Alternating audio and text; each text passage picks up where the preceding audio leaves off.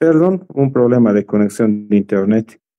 Ahora sí, espero que podamos compartir. ¿Tenemos buen audio? ¿Me confirmas? Ok. Ay, ¿dónde está?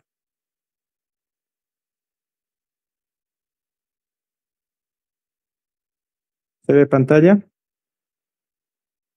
Sí, doctor. Ok, muy bien. Vamos a hacer esto de manera rápida, cruda y violenta. Vamos, empecemos con criptococosis. Ya. La criptococosis es producida por un hongo llamado Cryptosporidium, perdón, Cryptococo neoformas. Este hongo, Cryptococcus neoformans, está presente en la naturaleza, en materia vegetal, en algún grado de descomposición, y también se lo ha encontrado en las heces de las palomas en abundante cantidad. Eso significa que ciudades como Cochabamba están atestadas de Cryptococcus neoformans en todas las partes. Quieren tener acceso a este hongo, nomás crucen la plaza principal y ya está. ¿Listo? Ya tienen su Cryptococcus neoformans. Este hongo tiene una característica muy especial. Es un hongo que es redondito, por eso se llama coco, es de forma redonda, pero tiene una superficie encapsulada que le va a otorgar una característica especial. Esta superficie es una sustancia mucilagenosa que es contraria, hidrófoba, así que no se mezcla con el agua, lo mantiene separado, ¿de acuerdo? Esta composición especial es muy importante. ¿Por qué? Porque cuando yo hago el proceso de diagnóstico que se hace a través de una técnica llamada en tinta china, pero tiene que ser tinta china Pelican, así dicen los textos antiguos, se refiere a una tinta china que está a base de agua y no de aceite. Como la tinta china está a base de agua, lo que va a ocurrir es que cuando yo le pongo la tinta china en la placa, esto va a cubrir todo, exceptuando ¿qué? Exceptuando la parte donde se encuentra esta sustancia mucilaginógena, generando al el microscopio, vamos a ver todo un campo oscuro, ¿de acuerdo? Pero una parte es un poco rara, porque lo que vamos a tener es que se va a generar aquí un hueco, que es la cápsula, y en el centro vamos a encontrar una esferita. Ese hecho de que la tinta china no se pegue y genere esos huecos y dentro encontramos una forma de un coco es suficiente para el diagnóstico de Cryptococcus neoformas. Es cierto que actualmente técnicas de biología molecular han desplazado parcialmente a esto, pero en países donde tenemos todavía bajos y medianos ingresos, sigue siendo la técnica más común y más útil para el proceso diagnóstico. ¿De acuerdo? Entonces, Cryptococcus neoformas tiene esa característica, es una levadura en forma de coco, tiene una cápsula mucilagenosa que hace que sea hidrófoba, lo que permite su diagnóstico con la tinta china. Respecto a su reservorio, ya hemos dicho, las heces de palomas principalmente, pero se puede encontrar en otros elementos del deterioro vegetal y también en las heces de otras aves. La forma de infección es por vía respiratoria y las personas inmunocompetentes hemos estado en contacto con este hongo desde tiempos inmemoriales, así que tenemos un sistema inmune que es capaz de controlarlo y este queda como controlado y eliminado de manera natural. Sin embargo, la palabra clave en todo esto es que en personas inmunodeprimidas, en especial en personas, perdón, está fea esa D, en personas en fase SIDA, es decir, con una inmunidad extremadamente baja, también se ha descrito en personas que utilizan corticoides a alta dosis, por ejemplo, quien va a recibir un trasplante, o en personas que han recibido quimioterapia para generar una destrucción de la médula ósea, en caso de, estamos hablando de leucemias, pueden encontrarse estas infecciones. Criptococo ingresa por vía aérea y finalmente llega a las meninges, al encéfalo, donde produce una meningoencefalitis o una meningitis fúngica. va a dar un cuadro que clínicamente no es diferente a otras meningitis. Es decir, vamos a tener una persona que tiene un cuadro de alteraciones neurológicas, incluyendo alteraciones tipo hipertensión intracraneana, que se van a presentar clínicamente con vómitos explosivos, cefalea que no cede a los analgésicos, una cefalea que se hace cada vez más intensa, y también pueden haber otros signos de alteraciones neurológicas, como por ejemplo rigidez de nuca. También podemos encontrar reflejos con contracción de áreas musculares, generando posiciones en extremo como la posición de opistótonos. La posición de opistótonos es una posición que voy a hacer aquí una gráfica de Kinder. Si esta es la cabeza, el cuello queda rígido, la espalda queda encorvada y los pies quedan así como si estuviesen haciendo puente sobre la cama, ¿de acuerdo? Y esa forma arqueada de la columna, levantada de la cama, tenemos opistótonos. También los signos de rigidez de nuca es cuando levanto la cabeza y en vez de que solo se mueva la cabeza, se levanta todo el tórax. Cuando doblo los pies, se dobla toda la columna. Esos signos que son propios de la meningitis vamos a encontrar.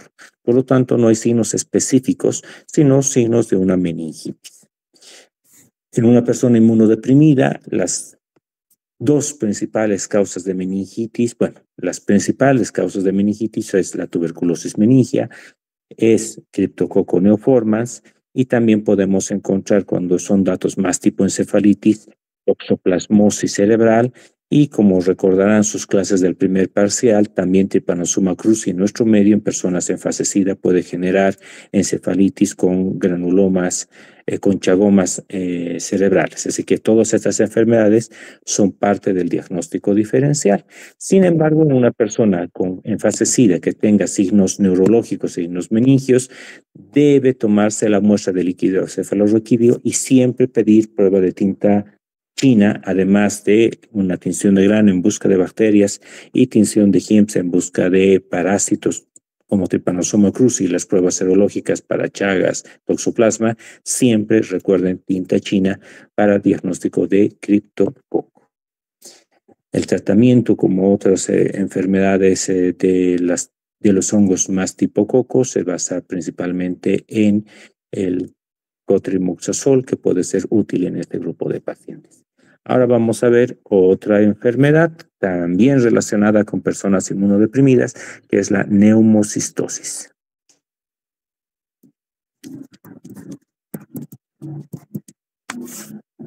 Perdón, estoy escribiendo en griego. Escribiremos nomás en forma latina. Neumocistosis. En la neumocistosis, el agente etiológico es Pneumocystis jirovecii. Pneumocystis jirovecii, antes conocido como Pneumocystis carini, ¿de acuerdo? Ha cambiado de nombre. ¿Y por qué ha cambiado de nombre? Porque cuando se hablaba de Pneumocystis carini, cuando se lo identificó en un principio, no se pensaba que era un hongo porque tiene un comportamiento idéntico a otros coccidios extraintestinales. Recuerden que entre los coccidios tenemos Cryptosporidium en los intestinales y tenemos a Toxoplasma y Plasmodium. Este último Toxoplasma y el primero Cryptosporidium se parece mucho a Pneumocystis jirovecii en sus características y su comportamiento. Así que cuando se descubrió, se pensó que pertenecía a estos coccidios, al grupo Apicomplexa. Sin embargo, años después, con el advenimiento de la genética, la PCR, se descubrió que finalmente sus genes no correspondían al grupo de los coccidios, sino al grupo de los hongos, y fue reclasificado como un hongo. Sin embargo, para evitar que las personas se confundan si era o no era un coccidio, si era o no era un hongo, decidieron convertir su nombre a Pneumocystis jirovecii. Esto en relación a que en su descubrimiento fueron dos autores por separado que lo describieron.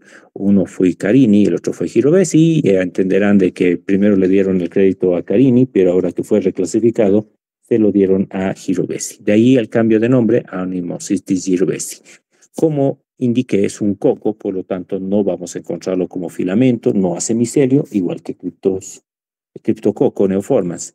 Así que tenemos una forma más tipo levadura. En su característica morfológica, no tiene gran complejidad, es una forma de un coco, nada más que decir con este condenado. Sin embargo, ¿qué es importante señalar? Pneumocystis jirovecii tiene su importancia en la historia de la medicina, pues fue gracias a que descubrimos el VIH-Sida. Me explico. Uno de los tratamientos para Pneumocystis jirovecii es el mismo que para el caso de la toxoplasmosis. Si ustedes recuerdan, la toxoplasmosis se trata con medicamentos como la espiramicina cuando estamos en gestación o la pentamidina. Esta última es la que se utilizaba como tratamiento para neumocistosis. Como es una enfermedad que solo ocurre en personas muy, pero muy gravemente inmunodeprimidas, fue descrita inicialmente en los campos de concentración nazi y en las grandes hambrunas relacionadas con la Primera Guerra Mundial en Europa, en niños con muy grave desnutrición. Era en quienes se pudo distinguir esta enfermedad y se describía. Pasada la Segunda Guerra Mundial, las grandes hambrunas quedaron confinadas a territorios de África como Somalia, en donde se reportaban algunos casos. Pero en Estados Unidos no se reportaba esta enfermedad, salvo pero muy raras ocasiones. Así que el medicamento estaba restringido. Cada vez que hubiese un caso en Estados Unidos, se solicitaba al CDC de Atlanta para que enviara el medicamento. Era el único que tenía la provisión de este medicamento. En esta oficina, una auxiliar de bioquímica era la responsable de hacer esto y notó durante los últimos años de la década de los 70 y los primeros de los años 80 que había un aumento inusitado de pedidos de pentamidina relacionados a diagnóstico de neumocistosis, entonces Pneumocystis carini. Esto hizo que ella sistematizara la información, identificara que todos los pacientes compartían ciertos criterios, que después sería nuestra cruz en VIH-Sida, porque fue lo que ha hecho que generemos el estigma con las personas promiscuas, homosexuales o drogodependientes, porque eran las características que ella describió en la mayor parte de los pacientes. Al buscar qué es lo que pasaba con esos pacientes, nos topamos que estaban gravemente inmunodeprimidos y esa inmunodepresión fue provocada por un virus que se aisló el año de 1981 y que oficialmente fue luego descrita como VIH y la enfermedad que producía síndrome de inmunodeficiencia adquirida. Así, Pneumocystis fue la causa de la primera identificación o que nos llevó a la identificación de esta enfermedad. Muy bien, saltando esa parte histórica, hablemos de la enfermedad. Este hongo está presente literalmente en todos los continentes y en todos los contextos medioambientales. Solo necesita un poco de humedad y un poquito de sombra, y este hongo está presente casi universalmente. Afecta de manera natural a roedores y a un montón de otros mamíferos que fungen como su reservorio, pero viven naturalmente en el medio ambiente. Los humanos lo pueden adquirir del medio ambiente por simple inhalación. Sin embargo, las personas inmunocompetentes eliminan o incluso pueden tenerlo como un saprófito en la vía aérea sin que causen enfermedad. Sin embargo, en personas que tengan una cantidad de leucocitos tipo linfocitos TCD4 por debajo de 200 por milímetro cúbico de sangre, es decir, inmunodepresión grave, severa, relacionado principalmente a SIDA, pero también descrito, igual que en el caso de criptococo, en personas que reciben corticoides a altas dosis por larga duración o que han recibido quimioterapia destructora de la médula ósea en caso de linfomas y leucemias, es en estos pacientes en los cuales podemos encontrar esta enfermedad. Clínicamente, su principal característica es una tos seca, de larga duración, que hace pensar en tuberculosis, exceptuando porque no hay esta expectoración o es muy escasa, y también tiene una característica especial. Cuando la neumocistosis va a generar ataques de tos, va a generar unos ataques de tos que producen hipoxia en ese momento y la persona queda cianótica en los ataques de tos. Cuando ustedes vean un paciente que está en fase SIDA y tiene tos, lo primero que pensamos en nuestro medio es tuberculosis. Sin embargo, entre el 30 a 40% de los casos de tos está relacionada con hemocistosis. Controlen con oxímetro los ataques de tos y vean sus uñas y los labios. Si estos tienen tendencia a hacerse cianóticos, es patognomónico, casi exclusivo de esta enfermedad que ocurre en las personas con VIH-Sida. El resto de las características son indistinguibles a una tuberculosis o a una aspergilioma o histoplasmosis o paracoccidiomicosis, es decir, cualquier otra infección atípica de los pulmones va a dar unos síntomas en general comunes: disnea, dolor torácico, una radiografía alterada que va desde una imagen en vidrio deslustrado, que es bastante característica de enfermedad, pero también puede dar cuadros en forma de copo de nieve, es decir, una neumonía atípica. Así que no son suficientes parámetros clínicos para distinguir la enfermedad, pero si tienen un paciente que tiene tos crónica, inmunodepresión, un diagnóstico diferencial es neumocistosis. Si encima hace cianosis en los ataques de tos, tienen casi el diagnóstico hecho. El diagnóstico se puede hacer una toma de muestra, como no expectoran en general estos pacientes, aun si tuviesen tuberculosis son de baja expectoración, se puede hacer un proceso de nebulización con solución salina hipertónica para provocar accesos de tos y tener una muestra, o se puede hacer una broncoscopía y se hace un lavado alveolar y en esto se puede distinguir la muestra. Otras pruebas inmunológicas como inmunofluorescencia y otro tipo de técnicas inmunológicas también sirven para el diagnóstico y también se puede utilizar biología molecular, PCR, si es que este está disponible. En cuanto al tratamiento, aquí hay dos cosas importantes. El tratamiento y la quimioprofilaxis se va a realizar con una sulfa, que es la sulfadiazina más trimetoprim, más conocida comúnmente en nuestro medio como cotrimoxazol. ¿Sí? El cotrimoxazol. Bacterol, en términos comerciales, si alguien quiere hacer propaganda a la línea de Vago. ¿De acuerdo? Perdón, Abbott. De acuerdo, el cotrimoxazol se da a dosis estándar para quimioprofilaxis y a dosis alta como tratamiento, es decir, a 400 miligramos como profilaxis y 800 como tratamiento. ¿Qué más podemos decir sobre neumocistosis? Tiene una alta tasa de letalidad si es que el diagnóstico se retrasa y su principal diagnóstico diferencial tiene que ver con otras micosis pulmonares y tuberculosis. ¿Preguntas, dudas, comentarios hasta aquí? Doctor, ¿el diagnóstico diferencial con cuáles son las enfermedades es? Tuberculosis, aspergillosis, histoplasmosis, paracoccidiomicosis. Candidiasis pulmonar en pacientes con VIH también es parte del diagnóstico diferencial. Bueno, hemos terminado la parte de hongos y ahora vayamos a los dos temas que nos faltan. ¿Por cuál quieren empezar? Les doy a elegir, ¿arañas o moscas?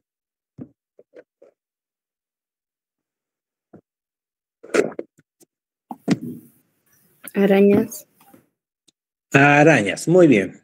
Los fanáticos de Spider-Man pueden empezar a tomar apuntes.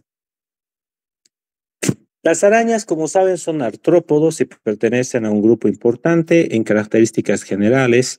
El grupo arácnida, artrópodos de este género, tiene la característica principal. En vez de tener una cabeza, tórax y abdomen como los insectos, estos van a tener una cabeza, ¿de acuerdo? Y en esta cabeza tenemos los órganos sensoriales. Los ojos, que pueden estar dispuestos en una forma de hilera, ¿de acuerdo? ¿Sí? Y una característica central, no tienen antenas, otra característica que hace conjunto a todos ellos. Todos tienen quelíceros. ¿Qué son los quelíceros? Son las piezas bucales que vamos a encontrar en la parte frontal y estos quelíceros suelen tener unas estructuras ponzoñosas, es decir, unos por donde inoculan el veneno.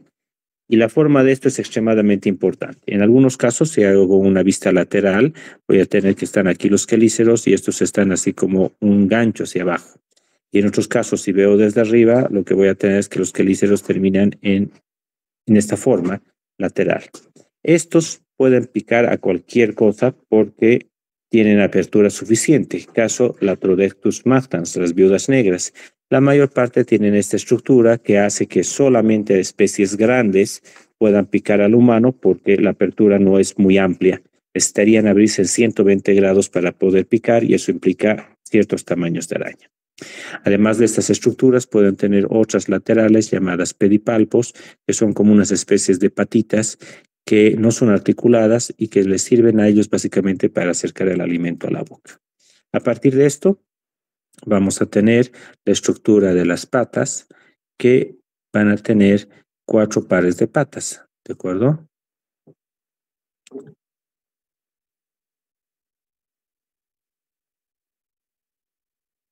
Todas saliendo del tórax. Y finalmente tenemos el abdomen. Ahora, la relación entre el abdomen y el cefalotórax es una característica importante para poder diferenciar a un tipo de araña con otro tipo de araña. Veamos de manera directa cuáles son los tipos de araña principales que tenemos. Entre estas tenemos, por ejemplo, vamos a ir de las grandes a las pequeñas, vamos a ver a Phoneutria. El género Phoneutria compone varias arañas y entre ellas tenemos entre las más conocidas a la araña pollito, llamada así porque llega a crecer hasta de 15 centímetros y puede comer pequeños aves recién nacidas, incluso ratones y varios anfibios, así que es bastante más agresiva, color amarillo negruzco. Otro nombre que reciben estas es las araña bananera, ¿sí? Que es un nombre muy común en nuestro medio. Estas arañas tienen la siguiente característica, tienen un cefalotórax grande, ¿de acuerdo? Tienen un cefalotórax grande y tienen un abdomen relativamente pequeño en relación al cefalotórax. Sus ojos no están dispuestos en la parte frontal, sino en la parte superior en una especie de cúpula que tienen por donde pueden observar. Tienen quelíceros muy grandes, con pedipalpos también bastante prominentes y tienen por debajo, si viéramos, sus órganos inoculadores. Estos lateralmente pueden levantar las patas delanteras y pueden inocular. Una característica es que todo su cuerpo y sus patas, que suelen ser bastante largas, es una araña bastante grande, ¿sí? Son peludos. Están llenos, están recubiertos de pelo. ¿Sí? Estas arañas suelen vivir bajo las hojas o escondidas bajo detritus vegetales en medio de los troncos y tienen una capacidad importante como cazadoras rastreras. No tejen una telaraña propiamente dicha, ¿de acuerdo? Sino lo que hacen es tejer una especie de manta, algunas de las especies, que sirve para detectar que algo pase. Tienen los ojos en la parte superior porque como están escondidas debajo de algo, no tienen necesidad de mirar al frente ni abajo, sino mirar hacia arriba. Son muy tranquilas, son extremadamente dóciles. Muchas de las personas, o hay muchas personas que tienen a estas como mascotas. Muy rara vez atacan al humano y casi siempre ocurre cuando las personas están, por ejemplo, cosechando banano y meten la mano y las aplastan y claro, al ser atacadas, ellas muerden la mano que entró y generan los problemas. Es muy raro, sin embargo, su ataque y cuando ocurre, su veneno produce priapismo. ¿Qué es el priapismo? Es una erección del miembro genital masculino, del pene, pero es una erección dolorosa y no funcional, así que no va a funcionar como un sustituto de la Viagra, aunque existen varios laboratorios que están tratando de separar sus moléculas para utilizar esto como un reemplazo del tema de la Viagra, ¿sí? Comúnmente las conocemos como tarántulas, pero no son tarántulas. Denme un segundito, por favor.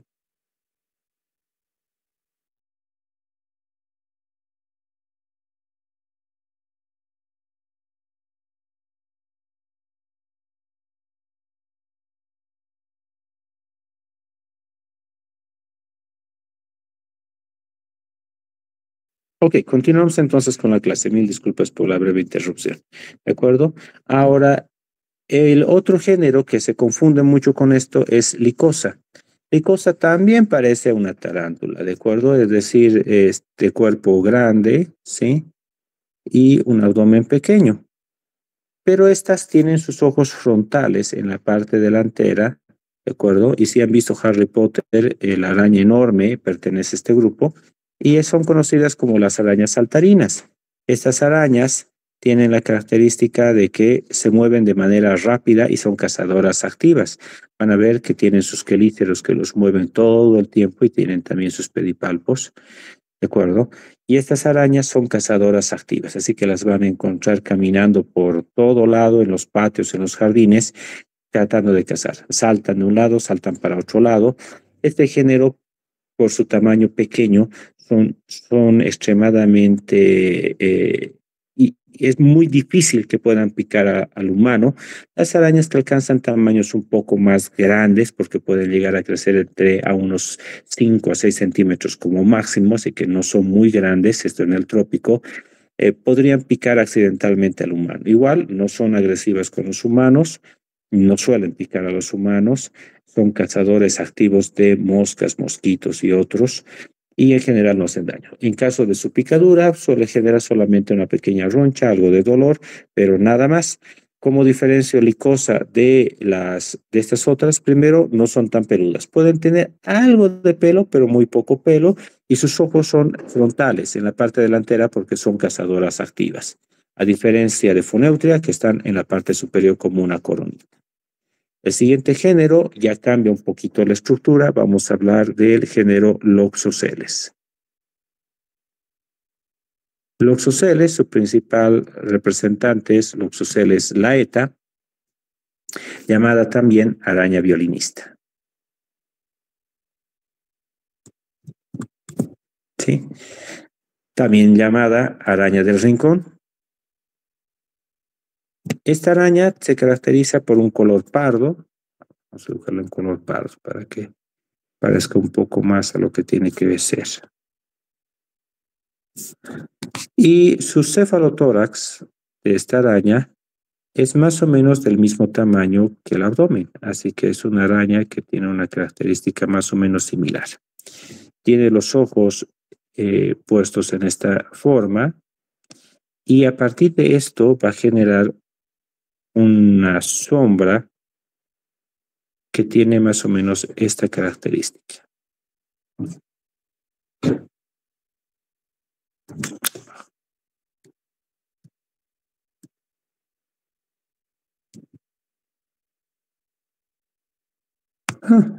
No estoy dibujando nada bien, está muy feo. Vamos a hacer.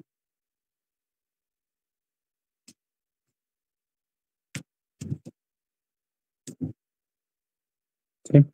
Y esta forma, como una cintura de una guitarra o de un violín, es lo que le da su nombre de araña violinista.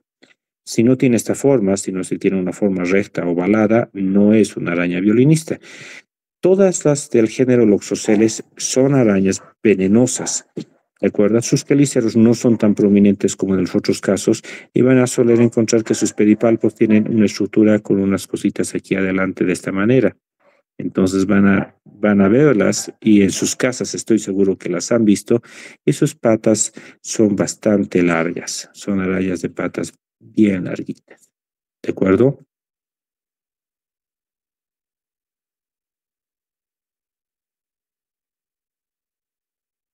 Estas arañas son deambulantes, no hacen una telaraña como tal, van a vagar por todo lado y buscan lugares que son más cálidos. Y si ustedes piensan entre el patio y su casa, la casa es más caliente. Y si entro a la casa, que es más caliente, la cocina y los cuartos donde hay las personas durmiendo en la noche. Así que esta va a meterse a estos lugares y va a generar, en estos lugares va a buscar un lugar donde meterse, en los rincones, en las esquinas, dentro de los roperos. Si hay un niño, por ejemplo, un bebito, los niños suelen emitir más calor que los adultos, así que con frecuencia se meten a las cunas donde pueden picar, así que casi siempre son niños.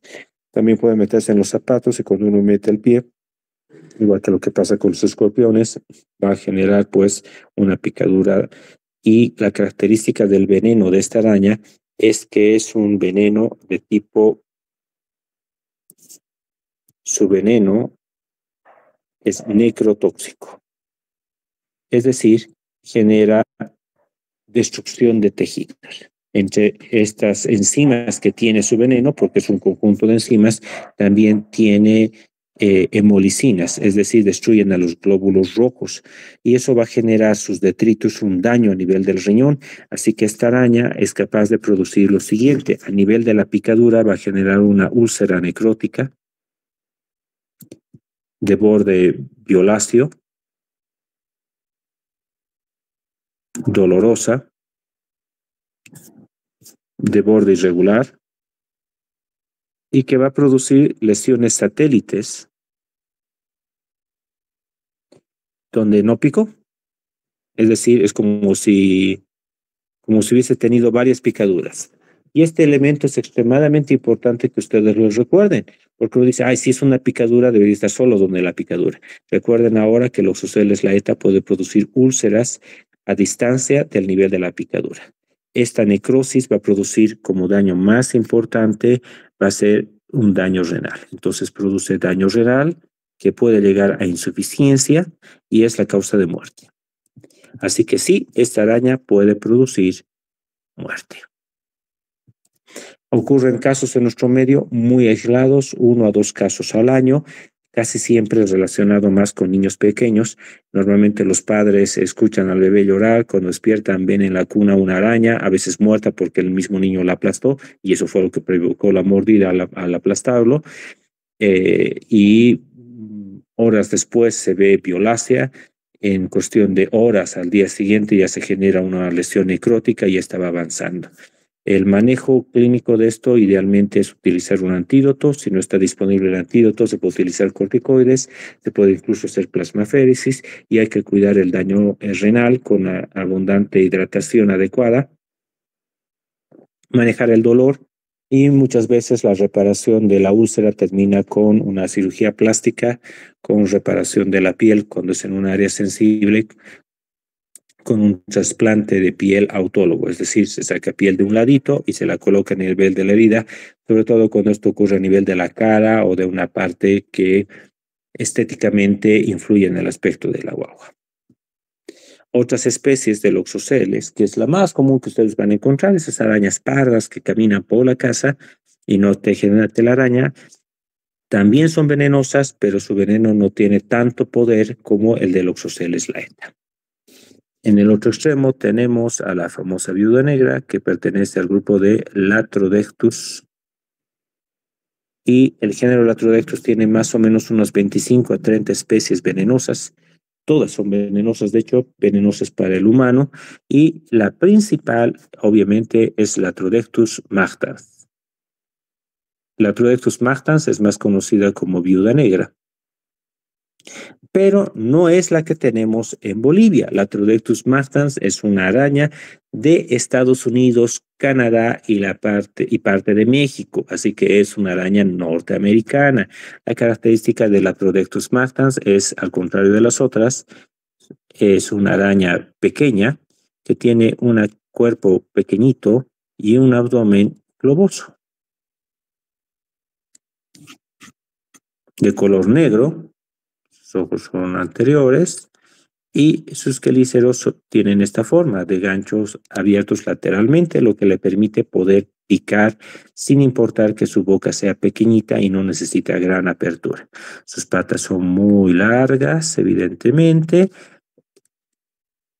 Sale de abajo, pero va a aparecer por detrás, ¿sí? Y todas estas suelen tener adornos. En el caso del Latrodectus mactans, el adorno rojo que señala su veneno es forma de un reloj de arena, ¿de acuerdo? Pero esta es Latrodectus mactans. Entonces, ¿qué hay en América y por qué chingada nos enseñan si es que esta es norteamericana? Ahora van a entender por qué. Porque tenemos otras especies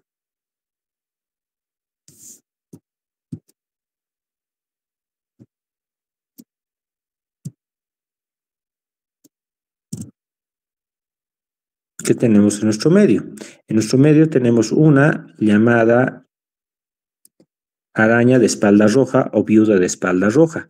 Y esta se caracteriza porque tiene acá un adorno de esta forma, rojo como larguito, a veces tiene como un puntito, y aquí como una especie de T roja. ¿Sí? Este adorno indica que no es Latrodectus martans, pero es una araña que es igualmente venenosa. Su veneno no es tan poderoso como de martans, pero es casi tan poderoso como martans. Esta se conoce entonces como araña de espalda roja o viuda de espalda roja. Pero no es la única, hay más. Otra que tenemos en nuestro medio corresponde a Latrodectus geométricus. Latrodectus geométricus se caracteriza porque, a diferencia de las otras, no tiene un color negro con manchas rojas, sino tiene unas imágenes medias, así como redonditas en su cuerpo, en todo su cuerpo, por eso se llama geométricos, y es de color pardo. Es entre blanco cuando nacen y van haciéndose un poquito pardas a medida que maduran. Esta es Latrodectus geométricus.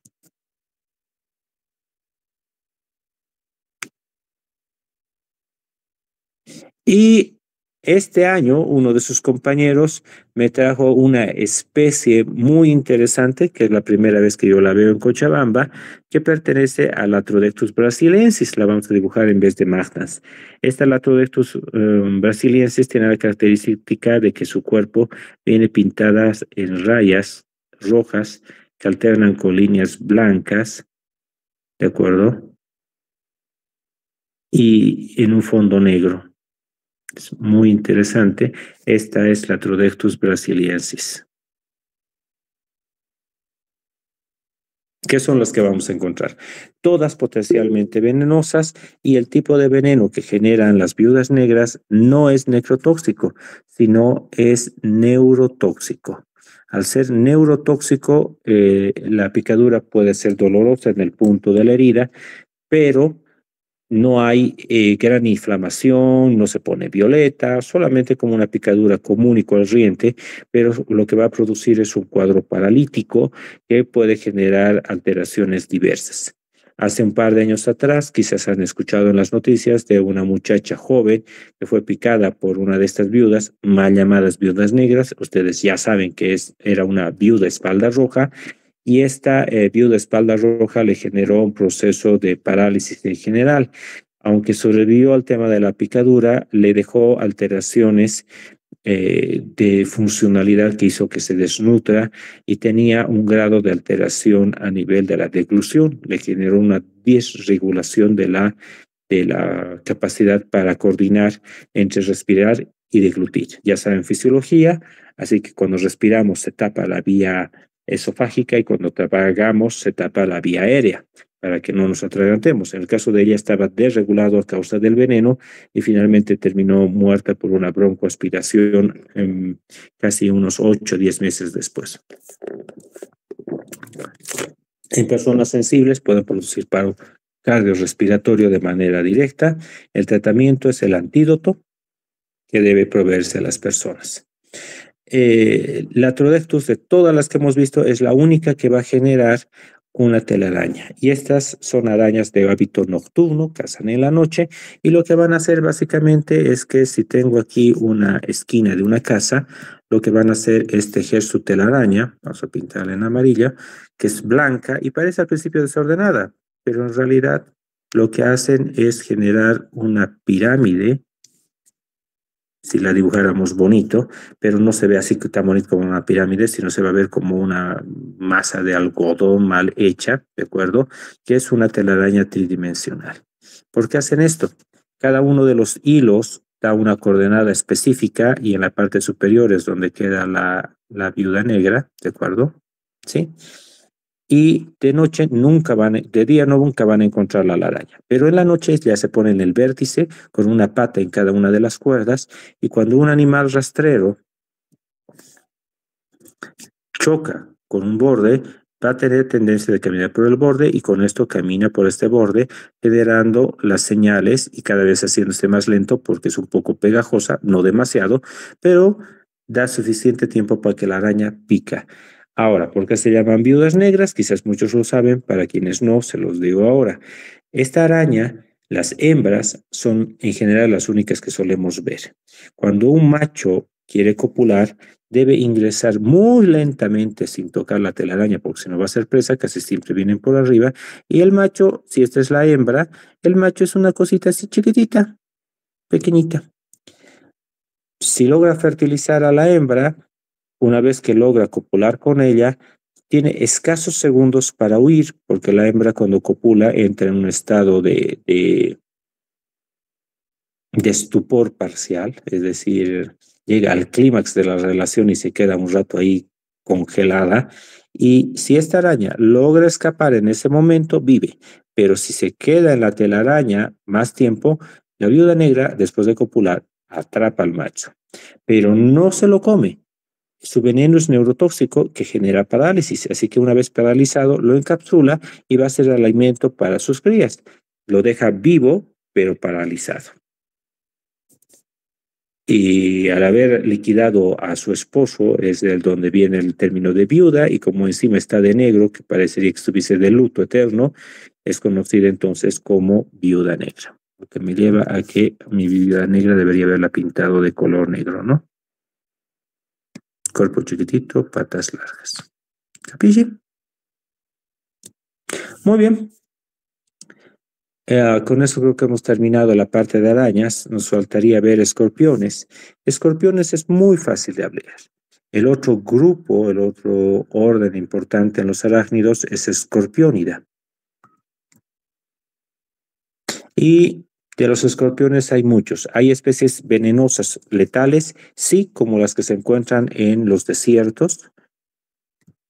Básicamente en el desierto de Sonora en México, frontera entre Estados Unidos y México, en los desiertos africanos como el Kalahari y el desierto de Sahara en África, y cuando no, Australia.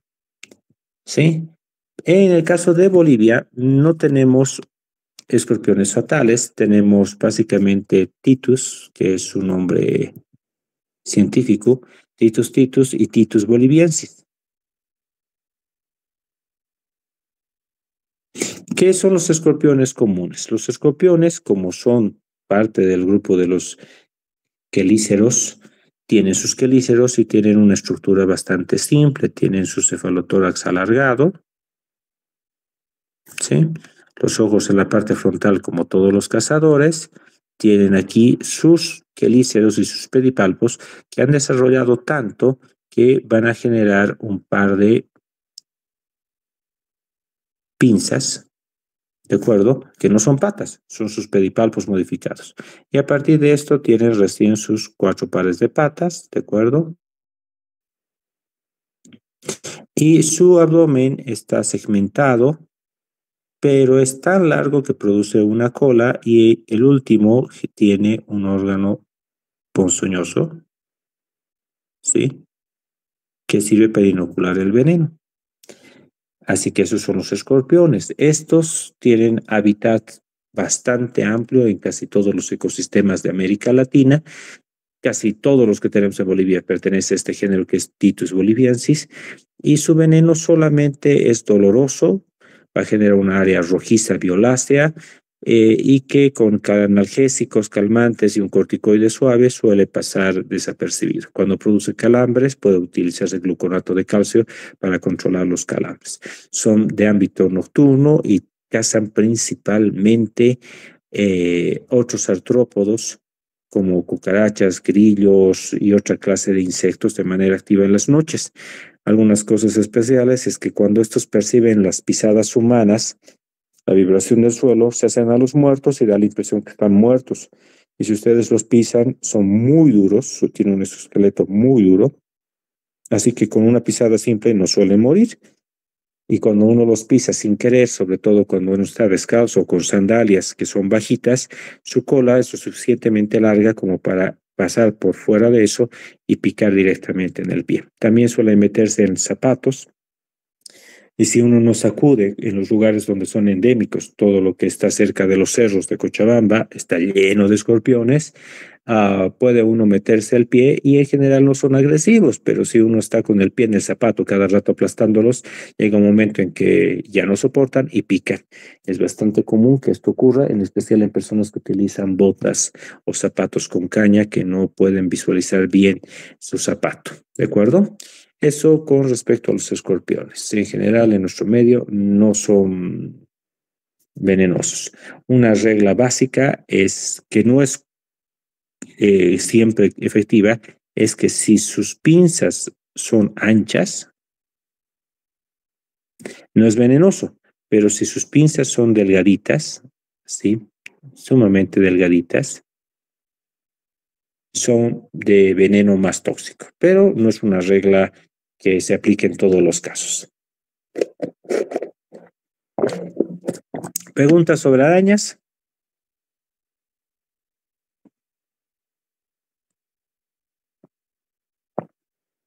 Doctor, ¿podría repetir quiénes son neurotóxicos y sí,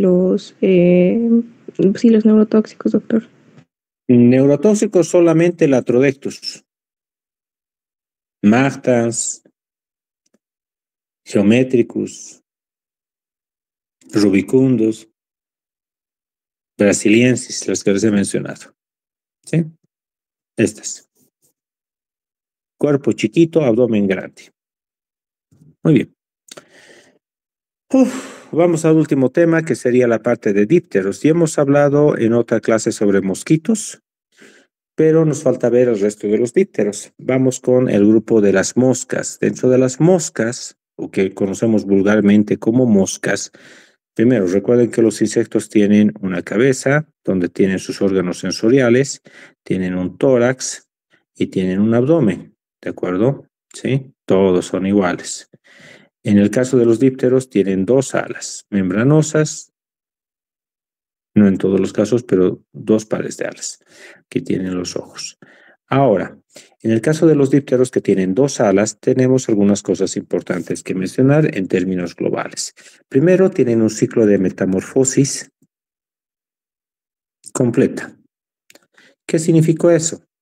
Que vamos a encontrar que hay huevos, de los huevos va a eclosionar una larva, que es básicamente una especie como si fuera un gusano, pero no es un gusano, y esta va a crecer hasta formar una pupa, ¿sí? Que es una estructura rígida, inmóvil, de la cual va a eclosionar recién el adulto, y el adulto se caracteriza ¿por qué? Porque el adulto tiene alas, es el único que tiene alas, y tiene capacidad reproductiva, 3 pares de patas. Ahora, dentro de estos dípteros tenemos el grupo de las moscas, y dentro del grupo de las moscas tenemos 3 géneros que son importantes: las múcidos o moscas comunes, los tábanos y las glosinas. Los múcidos corresponden a esto, lo que son la mosca común, las moscas que todos han visto en su casa, y tenemos dentro de estas un grupo de especies especiales que son las moscas sarcófagas y necrófagas. ¿Cómo distinguimos estas últimas moscas? Estas últimas moscas se caracterizan por lo siguiente. Las moscas, en general, todas tienen ojos prominentes, compuestos, ¿sí? Tienen una boca lamedora, una probóscide lamedora, tienen su tema de su tórax, y aquí es donde vamos a encontrar algunas diferencias, y su abdomen, que es un poco más regordete, ¿sí? En el caso de las moscas sarcófagas, vamos a ver que estas son negras, pero tienen algo especial en su tórax, y es que tienen unas líneas blancas, mucho, tiene que usar con un lápiz blanco, unas líneas blancas como si fueran así, medias como en zigzags, 3 líneas blancas. Si ustedes alguna vez han hecho una parrillada y ven unas moscas que son más grandes que lo habitual y las ven detenidamente, van a ver que tienen en la parte de su tórax 3 líneas blancas. Esas son las sarcófagas. Y las necrófagas van a reconocerlas porque estas moscas, igual que estas otras, son moscas como tal, tienen su cabeza, su tórax, ¿de acuerdo? Los grandes, su probóscide, su abdomen, pero es de colores metálicos, que pueden ser en color celeste, metálico, verdosos, y son esas moscas verdes que les llaman, ¿no? Entonces pueden venir en colores así azulados, o pueden ser en colores verdes, o incluso rojizos, metálicos, ¿no? Tienen brillos metálicos. Esas son las necrófagas. Así que estas moscas, ¿cuál es su importancia? Además de ser vectores mecánicos, se darán cuenta que solamente se acercan cuando hay carne putrefacta. Así que estas condenadas van a depositar sus huevos en carne putrefacta que eclosionan casi de manera inmediata y sus larvas van a comer los tejidos necróticos. La presencia de larvas en un tejido humano se conoce con el nombre de miasis y estas, en este caso de estas moscas, se conoce como la pseudomiasis. ¿Por qué? Porque no son propias de la carne humana, solamente ocurre cuando tenemos una herida contaminada con áreas necróticas y las larvas realmente no van a invadir el tejido, se van a quedar ahí en la parte putrefacta comiéndose la parte de detritos y genera una pseudomiasis. ¿De acuerdo? La presencia de larvas entonces se llama miasis y cuando es por esta se llama pseudomiasis. También son de importancia biomédica. ¿Por qué? Porque cuando estas aparecen indican estadio temprano de un cadáver. La flora la microbiota que ocurre sobre los cadáveres tiene tiempos muy especializados. Así es como se sabe cuánto tiempo tiene un cadáver. Cuando alguien fallece, en las primeras horas, la temperatura corporal en relación a la temperatura ambiental me dice cuántas horas falleció la persona. Después de las primeras 12 horas, esto ya no es fiable porque el cuerpo adquiere la misma temperatura que el medio ambiente. Así que se pasa con otros datos como la rigidez, la lividez, la presencia de hematomas de posturales que me dan más o menos un rango de 48 horas. Pasadas las 48 horas empiezan a aparecer moscas en el cadáver y estas moscas van a liberar los huevos y van a hacerse larvas visibles en un lapso de más o menos unos 7 a 21 días. Lo que me dice cuando encuentro estas larvas de esta pseudomiasis en los cadáveres, que el cadáver tiene ese periodo entre unos 5 a unos 15 a 21 días. Cuando ya no encuentro las larvas de estas moscas porque ya están en pupas, pasaron las 3 semanas y si no encuentro ni las pupas es porque ya eclosionaron, es más tiempo y ahí voy a encontrar otro tipo de ácaros y larvas de ya escarabajos necrófagos que van a aparecer en etapas más tardías, ya de meses de un cadáver. Eso es importante. En cuanto a los tábanos y las glucinas, ambas se caracterizan porque la probóscide que tienen ya no es la medora, no es como una trompita, sino lo que tienes, y esta es la mosca con su ojo, ¿de acuerdo? Es que tienen un órgano picador. En el caso de los tábanos, estos van a picar principalmente a caballos y otros cuadrúpedos. Se encuentran casi siempre cerca de los ríos, razón por la que también las llaman moscas de ríos. En nuestro medio las tenemos, claro que las tenemos. Su picadura es sumamente dolorosa y tiene una atracción natural por el color azul, ambas, tábanos y glucinas. Los tábanos pueden transmitir enfermedades como las filarias. En nuestro medio, felizmente, no tenemos las filarias africanas o asiáticas que son problemáticas, así que no es algo de lo que debamos preocuparnos y no tiene mayor trascendencia médica. En el caso de las glosinas, por el contrario, estas en África transmiten una enfermedad muy conocida que es la enfermedad del sueño y su principal representante es la mosca tsetse.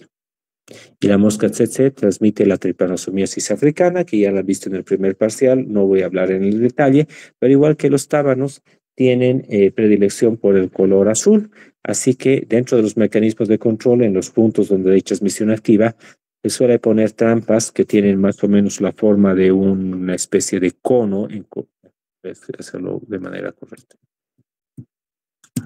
Vamos a hacerlo en azul, ¿de acuerdo? Tiene una forma de un cono azul, que tiene aquí una segunda envoltura que deja un lugar permeable por donde las moscas entran. Aquí adentro se pone un atractor de estas moscas, pero tiene aquí como una especie de pelillos que impiden que pueden entrar, pero ya no pueden salir. Esto reduce el número de las moscas y por lo tanto es una técnica de control vectorial. Fuera de estas especies tenemos otras muy específicas dentro de las moscas. Una de ellas vale la pena hablar. Se llama Dermatobia hominis. Dermatobia hominis es una mosca, ¿de acuerdo? Así que básicamente vamos a encontrar que tiene una cabeza, un tórax y un abdomen que es un poquito rarito, es un poquito más pequeño respecto a sus alas, que suelen ser un poquito más largas. ¿Sí? Pero tiene una característica especial. Esta suele tener ojos rojos. Habita en las zonas tropicales y esta condenada tiene la manía de poner sus huevos en la parte inferior de las hojas. Así que si yo tengo aquí una hoja, que aquí estamos en verde, ¿de acuerdo? Tengo una hoja, ¿sí? Esta mosca va a depositar sus huevos aquí abajo. Cuando una persona pasa por debajo de las hojas en la selva, normalmente ponemos nuestra mano, la levantamos y nuestra cabeza y hombros van a raspar contra las hojas. Estos huevos, al sentir la diferencia de temperatura, eclosionan inmediatamente y dejan caer una larva. Y esa larva en la piel, si esta es la piel, van a meterse activamente y va a empezar a crecer generando una especie de una picadura. ¿Cuál es la característica de esta picadura, de esta pápula que genera esto? Está roja, evidentemente, pero tiene en el centro un orificio. Y por ese orificio vamos a ver entrar y salir el sifón respiratorio de la larva. Todas estas son artrópodos que requieren oxígeno para vivir, por lo tanto necesitan un orificio por donde subsistir. Así que internamente, si dibujáramos, veríamos a una larva que es de color blanquecino, ¿de acuerdo? Que tiene aquí una parte así alargadita que es su sifón y luego se convierte en una estructura más ancha. Aquí en la parte inferior vamos a ver dos colmillos que son sus dientes de los que se alimenta del tejido de la dermis. Y en la parte superior tiene este sifón que mantiene la apertura abierta y por donde respira. Característica especial, está llena de unos pelitos que fungen como ganchos, así en hileras. En el trópico, a esta lesión, a este gusano, se lo conoce con el nombre de boro. ¿De acuerdo? Así que este condenado entra y sale, entra y sale. Si un paciente procede de un área tropical y dice que tiene una picadura que no le puede sanar, casi siempre en cuero cabelludo, hombros o en brazos, porque es lo que ha raspado contra el borde inferior de las hojas, no se queden con que, sí, es una picadura a simple vista, dándole su antihistamínico corticoide y no pasa nada. Van a ser muy malos médicos. Revise. Una picadura no dura más de una semana. Por lo tanto, si eso te dice que ya tiene semanas y está creciendo, podría ser leishmaniasis, pero la leishmaniasis genera una úlcera. Esto no tiene una úlcera.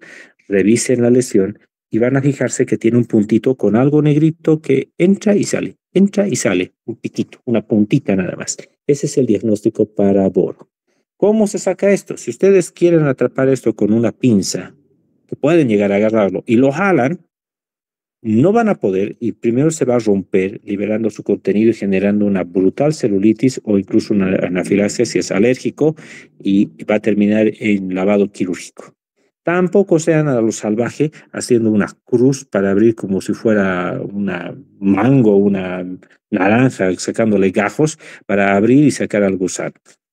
Por un pinche gusano van a dejar ahí una cicatriz de 6 puntos.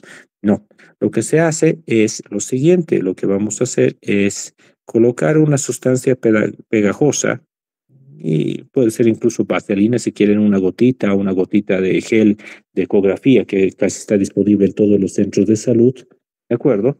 Y colocarle un esparadrapo que cubre todo esto, bien sellado a los lados. Y aquí tenemos una sustancia que tapa, que sea pegajosa, dejándole espacio. Esto va a ser igual que cuando ustedes, su amigo o mala amiga, les quiere ahogar en la piscina montándose encima, se desesperan por salir. Este gusano va a desesperarse por salir ante la falta de oxígeno y solito va a salir sin erizar los pelos. A veces sale completamente y otras veces va a quedarse a medio salir. Tengan paciencia, los artrópodos requieren muy poco oxígeno, así que si un humano en 5 minutos ya es un cadáver bajo el agua, este condenado puede soportar más de 35 minutos. Así que hagan lo que son expertos en el sistema público de salud. Díganle, espere por su turno, ¿ya? Y esa espera va a ser más o menos de 1 hora, y después de 1 hora, saquen el esparadrapo y va a quedar pegado en la sustancia pegajosa y ya está. Salió. Y si no terminó de salir y quedó a medias, ahí sí con la pincita lo van a poder jalar. Estando muerto, no va a erizar sus pelos como ganchos y va a poder salir sin ningún problema y sin que le generen heridas, lesiones ni nada por el estilo. ¿De acuerdo? Así que por favor no hagan averías en la piel de sus pacientes. Preguntas con la parte de dípteros de moscas. Nos falta un último temita dentro de los dípteros y tan, acabamos. Me olvidaba. Dentro de la pseudomiasis, ya hemos hablado las que se producen por larvas de moscas sarcófagas.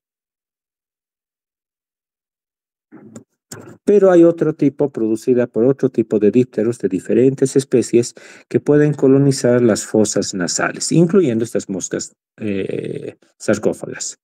En las fosas nasales, recuerden que tenemos los senos paranasales. Y hay un grupo de estas moscas que, sobre todo en personas que tienen sinusitis o una infección crónica, tienen halitosis, despiden un mal olor que asemeja a carne podrida y estas moscas pueden dejar sus huevos y podemos encontrar en las fosas nasales estos gusanos. Tengo un paciente con sinusitis que no cura, le hago una radiografía y en la radiografía encuentro unas imágenes blandas, semitransparentes porque no tienen mucho calcio, que parecen gusanos. Noticias, sí son gusanos. Lo mando con el otorrino, con sus cámaras, porque ahora tenemos cámaras tipo endoscópicas para fosas nasales, rinoscopios, así se llaman, va a encontrar a las moscas. Se les da un cóctel de elementos que son astringentes y antibióticos para abrir el acceso a las fosas de los senos paranasales y literalmente con pinzas se los extrae. No se preocupe, no llegan a estadio adulto en general. Las moscas y la miasis, cuando llegan a suficiente estado larvario grande, van a salir espontáneamente de la piel o de los senos paranasales, caen al suelo, se convierten en pupas y sale el adulto. ¿Listo? Muy bien. Dentro de los dípteros tenemos el grupo de los culícidos, que ya he hablado en otra clase. Pero lo que no llegué a hablar en la otra clase, aunque creo que ya hablamos de los marihuis, sí, ¿no? Ya hemos hablado de los culicoides, ¿no? Donde están marihuis, lutomias, flebótomos y el famoso y siempre conocido polvorín. Ya hablamos de eso, ¿verdad? En otra clase.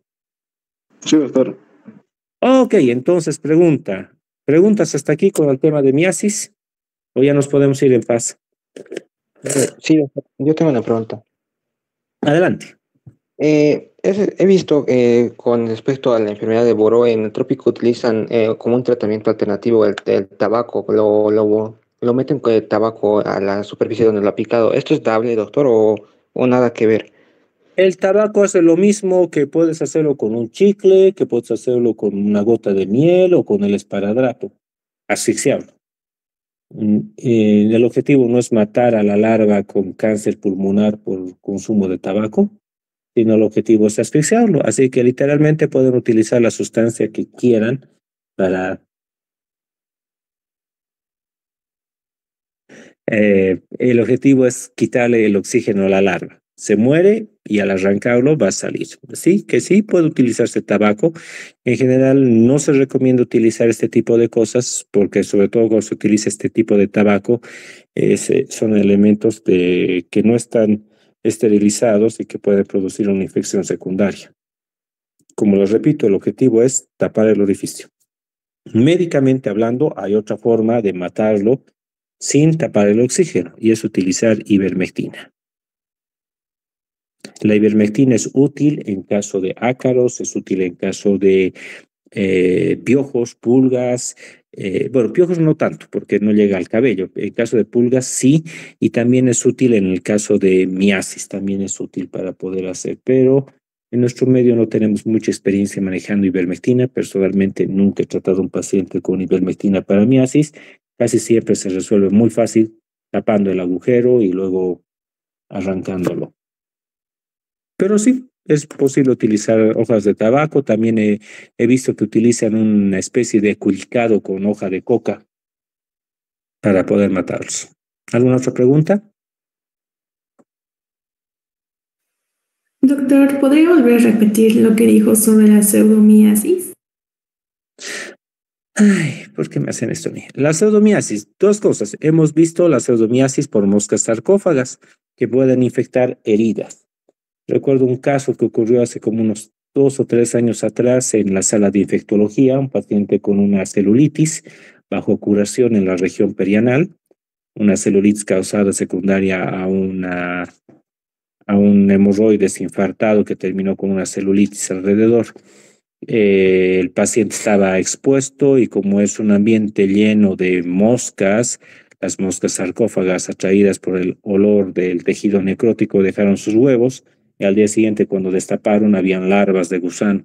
Eso es una pseudomiasis, no es una verdadera miasis, es solamente accidental que estén ahí. La otra forma de pseudomiasis es la que ocurre en las fosas nasales, igual estas moscas sarcófagas o otro díptero que se atrae por malos olores y en personas que tienen sinusitis o halitosis, estas pueden atraerse en la noche, se meten a las fosas nasales de donde se desprende el olor, dejan sus huevos y piénsenlo, las fosas nasales en sus senos paranasales está muy agradable si eres un insecto, temperatura ambiente constante, moco, que es proteína y azúcar para poder comer en libertad, y no hay depredadores. Así que está chido para crecer, es una buena guardería. Así que estas pueden crecer y pueden encontrar a personas que tienen gusanos en sus senos paranasales. Eso también se conoce como pseudomiasis. La verdadera miasis es aquella cuyo ciclo de vida incluye meterse dentro de la piel y el único que hace eso con el humano es Dermatobia hominis, alias el boro. Ahora sí. Gracias, Doc. Os repito por tercera vez. Ya lo tengo grabado. ¿No? Ok. ¿Alguna otra pregunta? Muy bien. Grande. Una pregunta. Sobre el tema de los artrópodos venenosos de Hymenoptera y de las abejas, falta ese tema, al parecer.